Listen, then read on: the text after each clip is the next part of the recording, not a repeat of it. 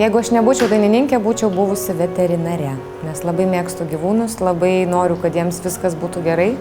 Ir visą vaikystę tempiau kačiukus, vienakius, bekojus namo ir dėl to buvo didelis zoologijos sodas.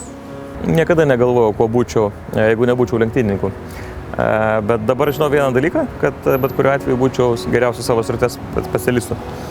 Čia egzistuoja viena labai paprasta taisyklė – 10 000 valandų. Jeigu tu 10 000 valandų skiri tam tikrai sričiai, po to tave aplinkiniai jau pradeda vadinti meistru arba profesionalu. Ir tuomet blogų profesijų nebėra.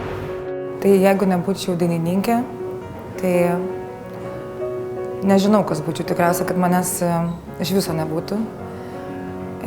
Todėl, kad muzika vis tik yra mano pašaukimas, mano didžioji meilė, aistra.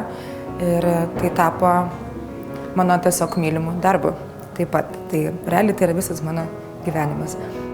Tikrai negalėčiau pasakyti, kas aš būčiau, jeigu būčiau ne tas, kas esu dabar. Nuo vaikystės norėjau įvairių profesijų. Norėjau būti statybininku, norėjau būti architektu, norėjau net būti gėlininku. Jeigu aš nebūčiau plaukikė, aš tikriausiai būčiau psichologė arba kokia vaikų auklė. Kuo būčiau, jeigu nebūčiau virėjų?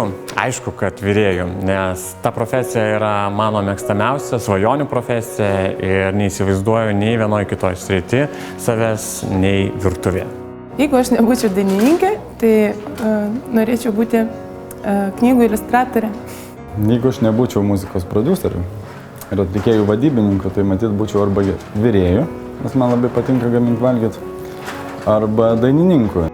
Jei nebūčiau žurnalistė, iš tiesų būtų labai liūdna, nes šią savo svajonę auginau kažkur nuo 5. klasės. Ir nors buvo bandančių mane atkalbėti, niekada nesudvejojau ir visada tikėjau savo svajonę. To paties palinkėčiau ir jums niekada nepasiduoti ir pasirinkti tą profesiją, kurios norite būtent jūs.